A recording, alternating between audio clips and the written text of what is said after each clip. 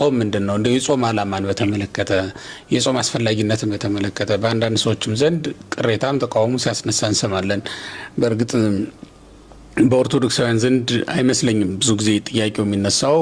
ዞሮ ግን ጥያቄው ኦርቶዶክሳውያንም ዘንድ መድረሱ አይቀርምና ለነዚያም የተወሰነ እንደው አጋዥ የሚሆን ተቀብለውታል። የኢትዮጵያ ኦርቶዶክስ ተዋሕዶ ቤተክርስቲያን አባላት ጾሙን በሙሉ ነፍሳቸው በሙሉ ልባቸው ተቀብለውት ነው የሚጾሙት። የሆነው ሆኖ ግን ጥያቄዎቹ እየተንከባለሉ ሲመጡ የሰውን እግር ነክተው እግረ ልቡና ማለት ነው ነክተው ማለፋቸው ስለማይቀር እንደው ዳሰናችሁ ብናልፍ ጥሩ ይመስለኛልና እንደው ጾም ምንድነው ዓላማው ሲጀመር ብለን ብንጀምርስ?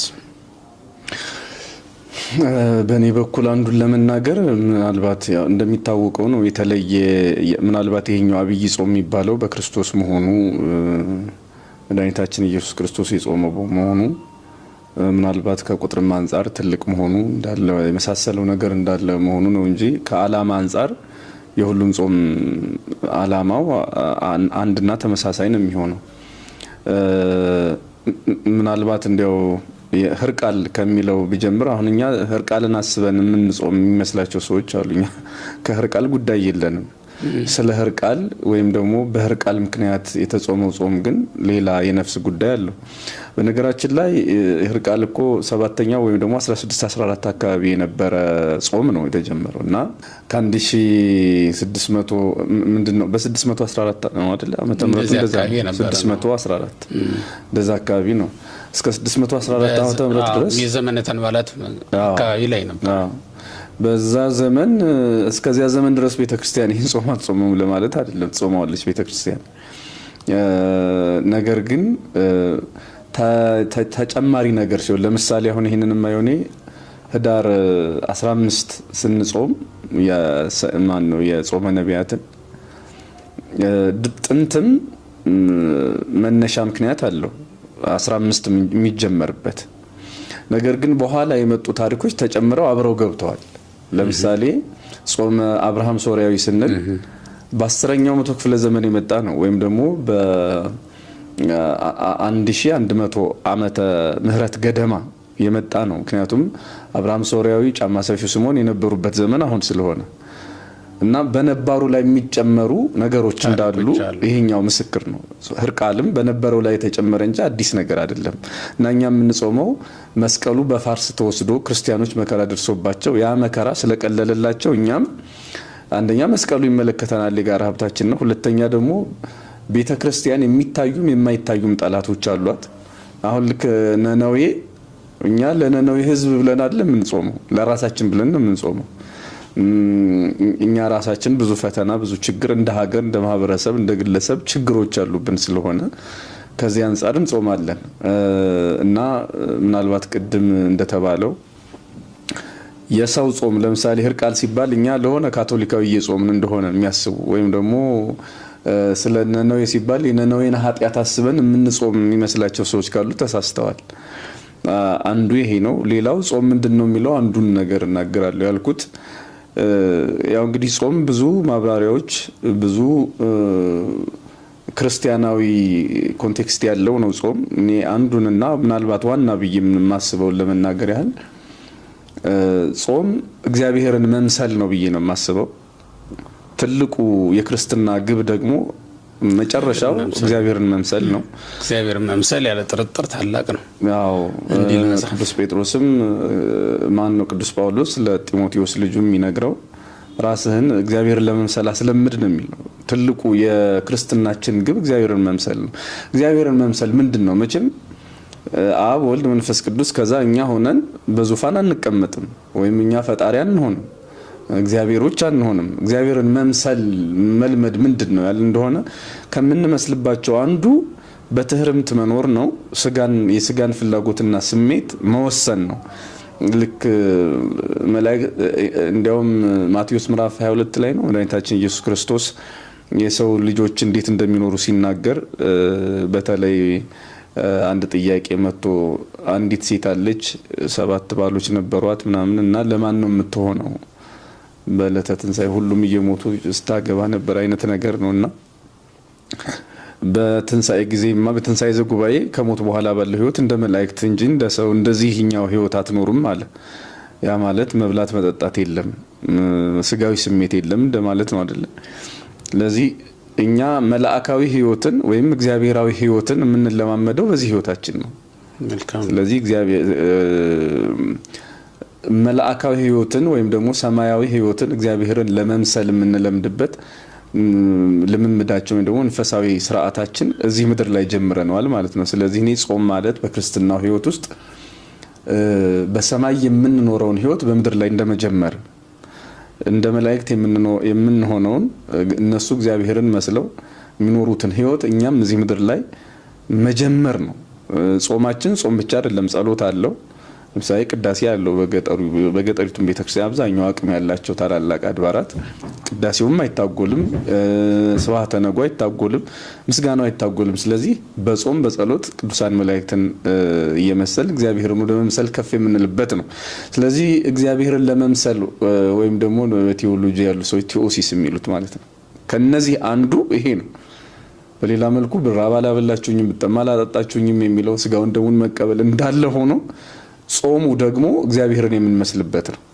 ስለዚህ ለአንድ ክርስቲያን ጾም ምንድነው ከተባለ አንደኛ ጴጥሮስ ምዕራፍ 2 ላይ ቅዱስ ጴጥሮስ ፍለጋውን እንድትከተሉ ምሳሌውን ተወላችሁ የሚለው ክርስቶስ ለኛ የተወልን አንዱ ፍለጋ ወይም አርአያነቱ ጾሙ ማለት ነው።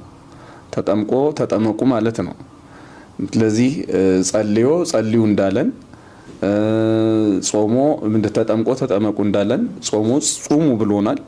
እኛ እሱን እንመስላለን ማለት ነው። ስለዚህ አንድ ክርስቲያን ጾም ማለት አምላኩ እግዚአብሔርን መሰለ ማለት ነው። ክርስትናችንም አንዱ ትልቁ ጸጋ እግዚአብሔርን መምሰል ነው። ክርስቶስም ሰው ሲሆን እኮ እግዚአብሔርን መምሰል ተመለሰችልን ነው አይደል? አንዱ የተመለሰችልን ጸጋ እግዚአብሔርን መምሰል ነው። ያጣናት በዕፀ በለስ ምክንያት እግዚአብሔርን መምሰልን ነበር። አሁን ደግሞ እግዚአብሔርን መምሰልን መልሰን አገኘናት ነው። ምክንያቱም ክርስቶስ እኛን ሲመስል እኛ ደግሞ እሱን ወደ መምሰል ሄደናልና እና ይሄ አንዱ ትልቁ ክብራችን ነው። እንዳልከው እንደው በደንብ ላሰምርበት ስለፈለኩ ነው። ሀሳቡ ጥሩ ነው። መላእክትንም የምንመስላቸው እግዚአብሔርንም የምንመስለው በመብላት አይደለም፣ በመጠጣት አይደለም፣ በመጾም ወይም ከምግብ በመከልከል በመብላት በመጠጣት እንደውም እንስሳትን ነው የምንመስለው። በማግባት በመጋባት እንስሳዊ ባህሪያችንን እናጎላለን። በመጾም በመጸለይ እና ባለማግባት ደግሞ ስንኖር እግዚአብሔራዊ ኖሮ እንኖራል። በእርግጥም በጥንተ ተፈጥሯችንም ስናየው አሁን እግዚአብሔር እንደኛ ቀሚስ ተሰፍቶለት መጎናጸፊያ ተዘጋጅቶለት ለብሶ የሚኖር አምላክ አይደለም አይደል? የሰው ልጅም እስከ በደል ድረስ እንደዛ ነበረ። ቀሚስ አጥልቆ መታጠቂያ ታጥቆ የሚኖር ፍጥረት አይደለም። ግን ግልቡ በልብሰ ብርሃን ነው፣ ክዱን ነው። በቃ በእግዚአብሔር ባዘጋጀለት የብርሃን መጎናጸፊያ የተሸፈነ ነበር። ለዚህም ነው ራቁታቸውን ነበሩ አይተፋፈሩም ነበር አይደል የሚለው ኦሪቱ ራሱ ራቁቱን መሆኑ ራሱ መገለጡ እኛም ልብስ በምንለው አይነት መንገድ የለበሰ እንዳልነበረ ለማሳየት የምንጠቀምበት ግን ደግሞ የማያሳፍር ራቁትነት፣ ያ ማለት ነውርን ሀፍረትን አውጥቶ የማያሳይ የነበረ ራቁትነት እንደነበረ ነው የምናየው። ይህንን ያነሳሁት ለምንድን ነው? በጥንተ ተፈጥሯችን ራሱ በነበረን ጸጋ እግዚአብሔርን መስለን እንኖር ነበረ። አሁን በክርስትና ጸጋችን ከሚመልስባቸው መንገዶች እንግዲህ ወይም እግዚአብሔርን ከምንመስልባቸው ነገሮች መካከል አንዱ አለባበሳችን ወይም ልብሰ ብርሃንን በጥምቀት እናገኛለን እንላለን አይደል? ሐዋርያው ቅዱስ ጳውሎስ ክርስቶስ ለብሳችሁታል እንዲል ተዋህደ ነው የምንኖረው። ክርስቶስ ተዋህዶን የሚኖር ክርስቶስ እንደ ልብስ ሆኖናልና በእግዚአብሔር ፊት ለብሰ ነው የምንቆመው፣ ሞገስ የምናገኝበት ነው ብለን እናምናለን። እነዚህ ጾም፣ ጸሎት እነዚህ ደግሞ እግዚአብሔር የምንመስልባቸው እንደተባለውም መብላት መጠጣታችን እሱን ሊያስመስልን ስለማይችል በዚያ መንገድ በጣም ትልቅ ነገር ነውና ጾም እግዚአብሔርን ታስመስለናለች ወደሚል ነው እንግዲህ ልንወስደው የምንችለው ማለት።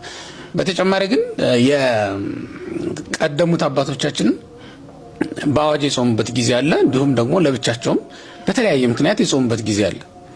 አዳምን ብንወስድ፣ ሄኖክን ብንወስድ፣ ሌሎችን መንቢያት ኤልያስን፣ ሙሴን፣ እዝራን፣ ነህምያን እያነሳን ብንወስድ እነዚህን ሁሉ ዳዊትን እያነሳን ብንወስድ የተለያየ ምክንያት እንዲጾሙ አድርጓቸዋል። ያለ ጾም የመጣ ማንም የለም ከነቢያትም ሆነ ከሐዋርያት ማለት ነው። እንደውም በተለይ ከእግዚአብሔር አንዳች ነገር ሲፈልጉ ጾም መጾም ልማድ ነበረ። ወይም እግዚአብሔር ላደረገላቸውም ነገር ለውለታውም ምላሽ ሊሰጡ ሲፈልጉም ጾም መጾም እንዲሁ ልማድ ነበረ። በነቢያትም የምናየው ልማድ ይሄ ነው የነበረውና ከዚህ አንጻርስ እንደው ብናነሳ አሁን እንደተባለውም ለአንዳንድ ሰዎች የሚመስላቸው ለነነዌ ሰዎች የምንጾም ለአንዳንድ ሰዎች ደግሞ ለህርቃል ብለን የምንጾም መስሎ ሊታያቸው ይችላል። እንደው የተነሳበትም ታሪክ ማንሳት አይፈልጉም፣ ማወቅም አይፈልጉም። ነነዌ መቼ ነው የነበረችው? ይሄ ህርቃልስ መቼ ነው የነበረው? ለምንስ ነው በዚህ ተብሎ ሲጀመር ከባለቤቱ የመጠየቅ ልምድ የለም። አሁን ትችቱ ነው የሚቀድመው። የምንጾመው እኛ ነን፣ ትችቱን የሚያቀርቡት ግን ሌሎች ናቸው። እኛ በመጾማችን ምክንያት ሀገሪቱም ሆነ እነሱን የሚጎዳ ምንም አይነት ነገር የለም። ግን ሲቆረቆሩ እና እንደተቆረቆረ ሰውም ደግሞ ያንን ጥያቄ ሲያነሱና በሰው አእምሮ ውስጥ አንዳች ነገር መጨመር ሲፈልጉ እናያለን፣ እንቅስቃሴ ሆነ እናያለን። ደግሞ የምንመለከተው በመጽሐፍትም መብላትም ሆነ አለመብላት ቁም ነገር አይደለም። ስንመለከተው ለእግዚአብሔር ብለን ብናደርገው ግን ሁለቱም ደግሞ ዋጋ ሊያሰጥ የሚችል ነገር እንደሆነ እናያለንና ከቀደሙ አባቶቻችን ሕይወት አንጻርስ ብንመለከት እንደው በምን ዓላማ በምን ምክንያት ይጾሙ ነበር የሚለውንስ ብናነሳ እውነት ነው። ያው እንደተባለው እኮ ነው። ለራሳቸው ለምሳሌ አዳም በራሱ በመጣበት ፈተና ምክንያት ጾሟል አይደለም? ከገነት በመባረሩ ወደ እግዚአብሔር ለመመለስ የጾመው ሙሴ ወደ ቅዱሱ ተራራ በሄደ ጊዜ ወደዛ ሲወጣ እንግዲህ 40 ቀን ያውም ደግሞ እህል ውሃ ሳይበላ ሳይጠጣ አይተነው ሲጾም እንግዲህ አንብበናል፣ አይተናል። ኤልያስ እንደዚያው በራሱ መንገድ ለአገልግሎቱ በረከት ይሆን ዘንድ መልአክ በመገበ ጊዜ እንግዲህ እንደዚያው 40 ቀን 40 ሌሊት ሳይበላ በረሃማውን ጉዞ እንደተጓዘ መጽሐፍ ቅዱስ ተናግሯል። በሌላ መልኩ ለሀገር የጾሙ ለወገን ሲሉ የጾሙ ሰዎችንም ደግሞ ማየት የተለመደ ነው። ለምሳሌ የተለመደው የነነዌ ታሪክ እንደ ሕዝብ እነ እዝራ ለሀገር ብለው ጾመዋል። እንደ ግለሰብ የመጣባቸው ፈተና ባይኖር እንኳን ለቤተ መቅደሱ መሰራት ለእግዚአብሔር ሕዝብ ነጻነት ሲሉ የጾመዋል እንደነ እዝራ ያሉት። እንዲሁም ደግሞ ዘፍጥረት ምዕራፍ 3 ላይ ያለው አትብሉ የሚለው ቃል ለኔ የሰውነት መለኪያው ነው ብዬ ነው የማስበው። አሁን እንስሳት፣ አራዊት፣ አእዋፍ አትብሉ የሚል ክልከላ የላቸውም። የከበረ ሰው ነው አትብላ የተባለው እና እኔ ከበሬ የምለየው በመጾሜ ነው አንዱ ማለት ነው። ብዙም መለያየት ሊኖር ይችላል። ቢያንስ ግን የሚራብ ስጋ ኖሮኝ ረሃቡን ለትንሽ ጊዜ ታግሶ መቆየት የሰውነት ምልክት ነው ማለት ነው። ስለዚህ ሰው የሚጾመው ቅድም እንዳልነው እግዚአብሔርን መምሰል ለማግኘት ወይም ደግሞ ወደዚያ ከፍ ለማለት ባሻገር ይሄን ጸጋ ከማግኘት ባሻገር የሰውነት መለኪያ ነው መጾም። አሁን ደግሞ ያለው ዘመን በዚህ ዘመን የሳይንስ መለኪያ ሆኗል፣ የጤና መለኪያ ሆኗል። ቢያንስ በጣም ብዙ የምንፈራቸው በሽታዎች አሉ። ለምሳሌ ከሚያስፈሩ በሽታዎች አንዱ ካንሰር ነው አይደለም? የካንሰር ሴሎችን በማጽዳት ወይም ደግሞ የሞቱ ሴሎቻችንን ወደ ሌላ ነገር ወደ በሽታ እንዳይቀየሩ በማጠብ ንጽህና በመስጠት የውስጥ ንጽህና ውሃ የማያጥበው ሳሙና የማያጥበውን ውስጣዊ ንጽህና በመስጠት የማያምኑ ሐኪሞች ሳይቀር ማለት በዚህ ጾምነቱን፣ ቅዱስነቱን፣ እግዚአብሔራዊነቱንና ሃይማኖታዊነቱን የማያምኑ ሰዎች ሳይቀር አሁን ያው በጣም የተለመደው ኢንተርሚተንት ፋስቲንግ የሚባለው ይሄ 18 ሰዓት መጾም ምናምን ቤተክርስቲያን ስታዝ ሃይማኖት ሲያዝም ቢያለው እኮ በግዱ ሳይንስ ያዘው እየጾመ ነው እና ለጤናቸውም ጠቃሚ ነበር። አባቶቻችን የሰውነታቸው መለኪያ ነበረ ጾም ለማለት ነው። ሌሎቹ እንዳለ ያሉት እንዳለ ሆኖ እውነት ነው። የአባቶቻችንን የጾም ሕይወት ስንመለከተው በጣም ብዙ ምክንያቶች ነው ያሏቸው። እውነት ለመናገር አሁን መጽሐፍ ቅዱስን ስናየው በቃ የጠቃቀስካቸው አሉ። ግን እነዛ ሁሉ ምክንያቶቻቸው ደግሞ ለጾም አብቅተዋቸዋል። የጾሙበትን ምክንያት ደግሞ ተቀብለው እናያለን እና በዚህ ምክንያት ጾምን ይላል እንደውም ዕዝራ። ስለዚህ ነገር ጾምን እግዚአብሔርም ጾማችንን ተቀበለን ነው የሚለው በመጽሐፈ ዕዝራ ምዕራፍ 8 ከቁጥር 21 ጀምሮ እስከ 23 ድረስ ያለው ስንመለከት የጾም አዋጅ ያውጃል። ከዛ ህዝቡን ቀስቅሶ አውጥቶ እንግዲህ ከምርኮ ከተመለሱ በኋላ ነው። ተመልከት፣ የበደሉት በደል አለ፣ ሀገራቸውን ለቀው ቆይተዋል፣ ከምርኮ ነው የተመለሱት። እና ያንን ህዝብ ማጽዳት የሚቻለው አይምሮውን እንደገና መመለስና ማጠብ የሚቻለው ይሄ አህዛባዊ ልምምድ አለ አይደል? በዛው በሄዱበት ሀገር በጣም ብዙ ልምምዶች ነበሩ። ያንን እንዲተው ከዛ እንዲወጡ ለማድረግ የግድ ምን ማድረግ ነበረበት? ወደ እግዚአብሔር ሲመለሱ በጾም ሰውነታቸውን ማጠንከር እና ልባቸውን ወደ እግዚአብሔር ማቅረብ ነበረበት ማለት ነው። ስለዚህ ነገር ጾም ብሎ ነው የዘጋው መጨረሻ ላይ። እግዚአብሔርም ጸሎታችንን ጾማችንን ተቀበለን ብሎ ነው የተናገረው። እኛም ስለዚህ ነገር ጾም የምንለው ነገር በጣም ብዙ ነው ያለብን፣ ለተለያዩ ጉዳዮች ልንጾም ስለምንችል ማለት ነው። በእርግጥ እንዲህ አይነት ጾም ሳሙኤልም ሲያዝ አይተናል። በአሁን መጽሐፈ ሳሙኤልም ላይ ምዕራፍ 7 ላይ ቁጥር 6 ላይ ስንመለከት አንደኛ ሳሙኤል ማለት ነው ህዝቡን የአስታሮትን የባሊምን ይላል። እነዚህ የሚጠቃቅሳቸው የጣዖታት ስሞች አሉ፣ ከአሕዛብ የወረሷቸው ናቸው። ለታቦቱ መማረክ ምክንያት የነበሩ ናቸው እነዚህ። በነገራችን ላይ ታቦቱ ተማርኮ ፍልስጤም ሄዶ ነው የቆየው። ከፍልስጤም ሲመለስ አቢዳራ ቤት ነው ያረፈው። አቢዳራ ቤት ካስቀመጡትና አገልጋይ ካህንም ከመደቡለት በኋላ ነው ሳሙኤል መሪ ሆነ፣ ተመደበ። ካህናቱ አልቀው ስለነበረ ሊቀ ካህናቱ ኤሊ ሞተዋል፣ ልጆቹም እንደዚሁ በጦርነት አልቀዋል። እግዚአብሔር ሳሙኤልን አስነሳ። እሱ መሪያቸው ከሆነ በኋላ ለመጀመሪያ ጊዜ ያወጀው በጾምን ነው። ህዝቡ ሁሉ ተሰብስበው እንዲጾሙ ነው መጀመሪያ። ስለ ሁለት ነገር ዋና ሁለት ነገሮች በዋናነት እዛ ላይ ተጠቅሰዋል። አንደኛው የነበሩበትን ይሄ ልዩ የባዕድ አምልኮ እንዲርቁት ከዛ እንዲወጡ ማድረግ ነው። ባሊምን፣ አስታሮትን፣ ቤልፌጎርን እያለ ይጠቅስላቸዋል እዛው ላይ እና ከነዚህ ተወጡ ዘንድ ብሎ ነው ያዘዘላቸው። ያንን ለመርሳት የግድ መጾም ነበረባቸው ማለት ነው፣ ልባቸው ወደ እግዚአብሔር እንዲመለስ። ምክንያቱም ጾም ልብን ወደ እግዚአብሔር ትመልሳለችና፣ ጾም ልብን ከእግዚአብሔር ጋር ታስታርቃለች፣ ታስማማለች። መብል መጠጥ ለጣዖት አምልኮ አሳልፎ የሰጠውን ህዝብ ጾም እንደገና ወደ እግዚአብሔር ትመልሰዋለች እና ጾም መመለሻም ስለሆነ ይሄ አንዱ የታዘዙበት ምክንያት ነው በሳሙኤል ዘመን። ከዛ ውጭ ግን ሳሙኤል ራሱ በዓለ ንግሱን ያወጀው ይሄ በዓለ ሲመቱን ያከበረው በጾም ነው ማለት ነው። ልክ እንደ ሐዋርያት። አሁን ሐዋርያት አገልግሎት ከመጀመራቸው በፊት የመጀመሪያ ስራቸው የነበረው ጾም ነው። እንግዲህ መንፈስ ቅዱስን ተቀበሉ፣ በሳኒታው ጾም ነው የጀመሩት እና የትኛውም አገልግሎት በጾም ይጀመራል፣ ክርስቶስም እንዳደረገው በኋለኛው ዘመን ማለት ነው። እና የ40 ዓመት አገልግሎት ነው እንግዲህ ሳሙኤል ማለት ነው። ረጅም ዘመን ነው ያገለገለው እስከ ሳኦል መምጣት ድረስ። መስፍንነትም ክህነትም ለሱ ነበረች። ዳዊትን ቀብቶ ነው በመጨረሻ እሱ ያበቃው አይደለ? እስከዚያ ድረስ ሊቀ ካህናቱ ነው ያገለግል ይመግብ የነበረም እሱ ነው። ያውም መስፍንነቱን ደርቦ ጨምሮ ይመራ የነበረ ሰው ነው። ይሄንን አገልግሎት በምን ጀመረው? በጾም ተመልከት። ስለዚህ ስለ ሁለት ነገር ህዝቡን ሰብስቦ የመጀመሪያ የነገራቸውና ያስገደዳቸው ነገር እሺ ያሰኛቸው ለጾም ነው።